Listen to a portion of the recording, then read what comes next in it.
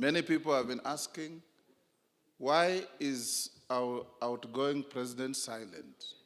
And I've been telling them, don't worry about it.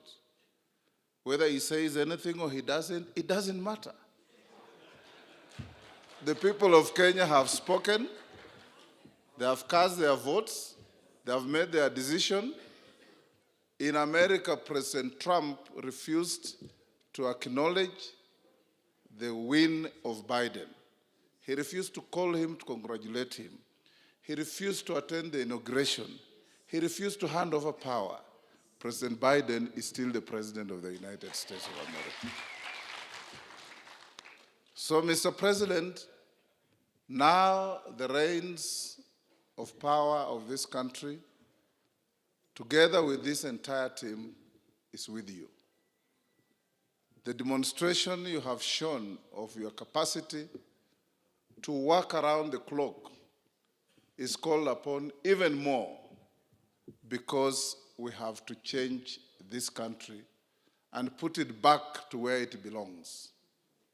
Smash the state capture that our deputy talks about all the time, and give back the country to its people. Move to a level where nobody feels they are infallible. We had reached a stage where, like in 1016, there was an arrogant king in England called Canute, who became so obsessed with power that he went and sat by the seaside and ordered the tide not to rise. The tide rose and swept him off. And that's exactly what happened on the 9th of August this year. Our worthy competitors are threatening to go to court, but you've seen how what they are saying is replete with simple, cheap errors of arithmetic and law. And we tell our president, don't be distracted, keep your eye on the ball, serve the people of Kenya. And we who have worked with you will do everything humanly possible to make you look good, to make you look different, and to make you succeed phenomenally. Thank you. The journey to liberate this country from state capture, conflict of interest, economic mismanagement has just started. And we are grateful to God that the man who has been given this task is equal to it. And it is upon all of us to support him, to work as a team, so that we justify the decision made by the people of Kenya against all odds, from the DCI, EACC, county commissioners, deputy county commissioners, chiefs, assistant chiefs. Yeah? I mean, we can't even believe it. I think this is a historic election where what had been mobilized has been brought to nothing. And the whole nonsense of the system and the deep state has been rendered a nullity. That the will of God and the will of the people is what counts in an election. So let me take this opportunity in a very special way to thank all of you. What you underwent, the sacrifices, the time, against a mobilized and weaponized war chest, it's almost unbelievable. And the commitment that you had, the individual sacrifices, we are all, from where we sit, entirely grateful to all of you. And we want, on behalf of our boss to leaders, say thank you. And when you go back, you thank your teams, because we led a very coordinated campaign, especially the finishing. We had a good finish. The Deputy President kept on at that time talking about the need to have good institutions that work, that are functional, that are independent.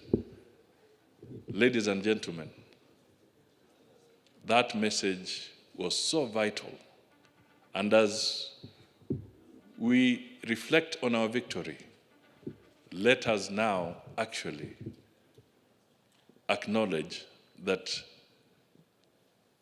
the chairman of the Independent Electoral and Boundaries Commission and the teams that worked there, who have held out and stood forthright in the midst of all sorts of intimidation to make sure that the will of the people was not stolen, have given us an example of the kind of leadership we need when we want to have good institutions.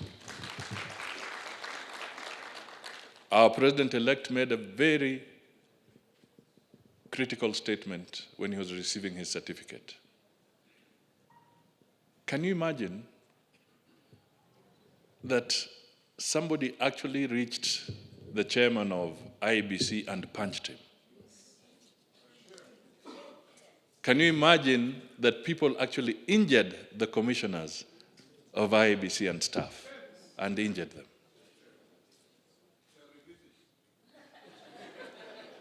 Can you imagine that there are some people who are actually, in the glare of the international community, in the international media, in front of those international observers, actually preparing to stage a coup? A coup on the eve of the declaration of the will of the people of Kenya. Those people have brought a lot of shame to the Kenyan nation. But we want to thank God and thank the men and women who stood forthright and said that, come what may, we shall make sure that what God has destined through the people, through the vote, shall not be subverted. And today we stand here knowing that our president is William Samoei Ruto. Let us make devolution work. Let us make our county assemblies work. Let us make the economy work for everybody. Let us support our President William Samoei Ruto in the delivery of his manifesto, which is the Kenya Kwanza Manifesto. Let us roll up our sleeves. Let us build Kenya. And for those of our colleagues who may have been mesmerized by state capture, in fact, it is the deputy president who said, wengine walikuwa nasema tunaenda kwa serikali, na sisi tunaambia tunaenda kwa serikali, wengine tumepitana kwa barabara. The ones who thought were going into government have found themselves somewhere else because of state capture. Walipitana hapo Kinungi. So I can only request that make it your mission also that those who are still lost and mesmerized by that propaganda on that side, bring them home. Bring them to the true agenda that is good for the country.